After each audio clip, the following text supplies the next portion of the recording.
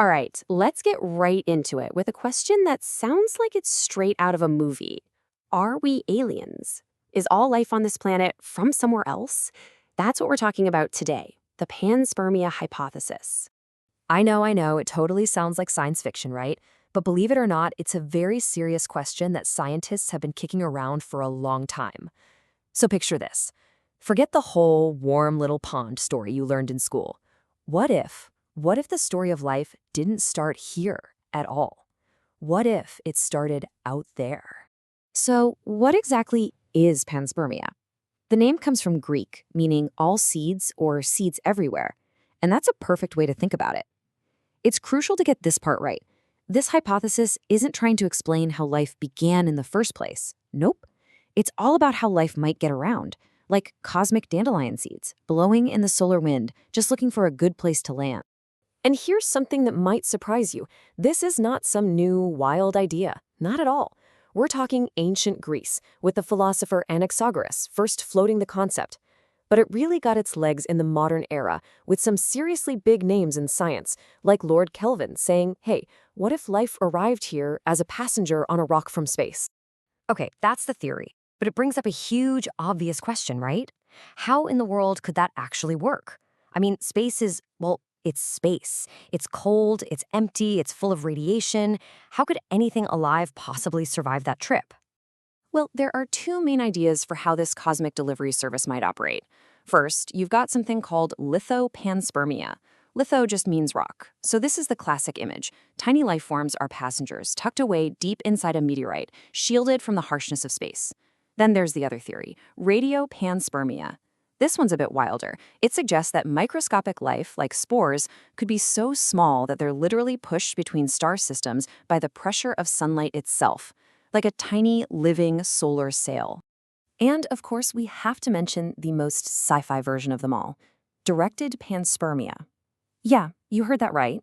This idea, championed by none other than Francis Crick, the guy who co-discovered the structure of DNA, suggests this was no accident. It proposes that some advanced alien civilization intentionally seeded Earth with life. It's a mind-blowing thought for sure, but let's stick to the natural possibilities for now. So why are we even talking about this? Why do brilliant scientists spend time on what sounds like a movie plot? Well, it's because there are some really interesting, kind of puzzling clues, both here on Earth and out in space, that keep this hypothesis alive. Let's dive into the evidence. Okay, check out this timeline of early Earth. Our planet forms, it's a hot mess, then it finally cools down enough to be habitable, and then bam, life appears. Geologically speaking, it happened in the blink of an eye. That is a shockingly narrow window for something as complex as life to go from non-living chemicals to living cells. It almost feels too fast. Which leads to the big question, did life get a head start? Did it arrive here with the engine already running? Another huge piece of the puzzle is that we now know for a fact that space isn't empty and sterile. It's actually a giant chemical factory. We found meteorites that have crashed to Earth just packed with complex organic molecules. We're talking amino acids, the things that build proteins, and even sugars like ribose, which is a critical part of our own genetic machinery. So the ingredients for the recipe of life, they're definitely out there just floating around. And then there was 1996.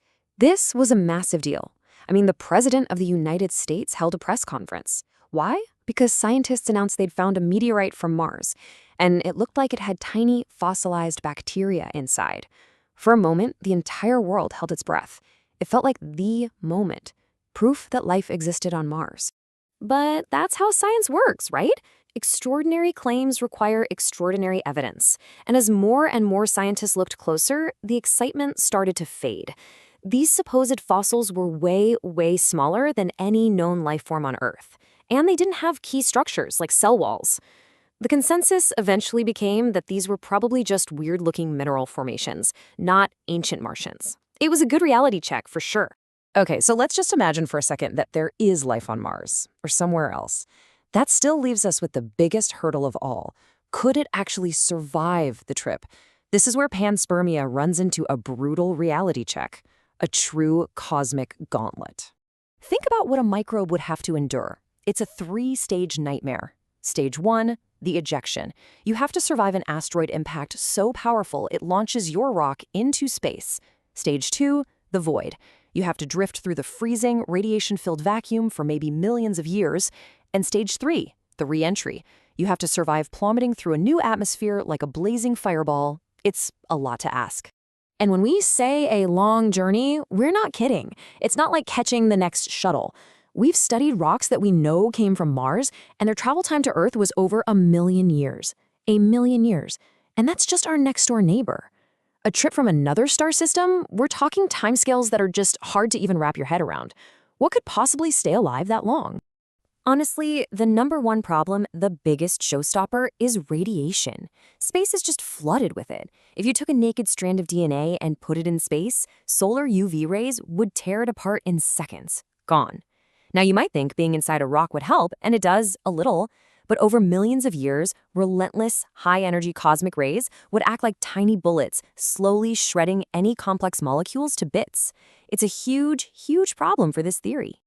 All right, so we've looked at the different ways it could happen, the evidence that makes you go, and the absolutely massive challenges that make you think, no way. So what's the bottom line? Where does science stand on this today?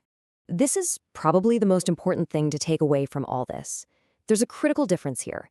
The idea of panspermia, actual, living microbes traveling between worlds, that's still very much a hypothesis, an unproven idea.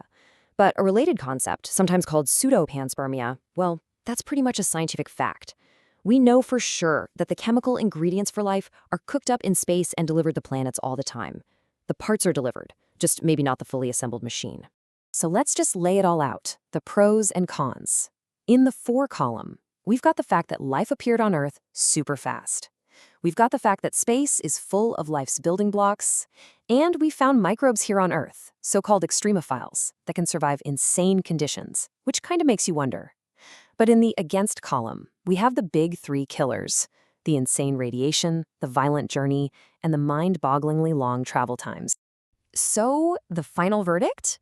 For now, panspermia remains exactly what it is, a fascinating, really cool, unproven hypothesis. It's an incredible idea that pushes scientists to ask big questions about what life is and where it can survive. But as for hard proof, we just don't have it. Not yet, anyway. And that leaves us with a really powerful final thought. So maybe we're not aliens. Maybe living microbes didn't make that impossible journey to colonize a young Earth. But the evidence is overwhelming that the raw materials did. The carbon, the nitrogen, the amino acids, the very atoms that make up you and me, they weren't born on this planet. They were forged in the hearts of long-dead stars and delivered here by cosmic messengers.